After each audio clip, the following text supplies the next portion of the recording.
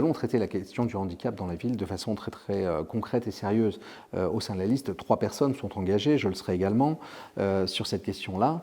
J'ai fait une rencontre qui a été marquante à un moment donné de l'histoire de cette campagne. C'est une personne handicapée qui a un fauteuil électrique. Et je lui dis, mais où est-ce que tu vas quand tu chemines dans la ville? Il me dit, je vais au marché du mercredi et au marché du samedi.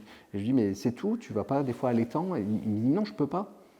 Pourquoi tu peux pas? Parce qu'en fait, mon fauteuil ne me permet pas ça. C'est-à-dire que je sais que j'ai l'autonomie pour aller au marché et rentrer, mais si j'allais à l'étang, je pourrais y aller et jamais revenir. Et je lui ai dit, mais comment on pourrait faire?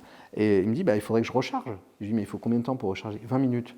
Je lui ai dit, ok, dans ce cas-là, est-ce qu'une prise suffit? Oui. Ok, donc on imagine qu'on va lui offrir une perspective. Il va arriver effectivement déchargé au bord de l'étang de Beaujolais, mais pour autant, il pourra repartir et rentrer. Et il me dit, mais il faudrait aussi un banc. Je lui ai dit, mais t'es assis sur ton fauteuil, pourquoi tu veux un banc? Il dit, mais pour la personne qui m'accompagne.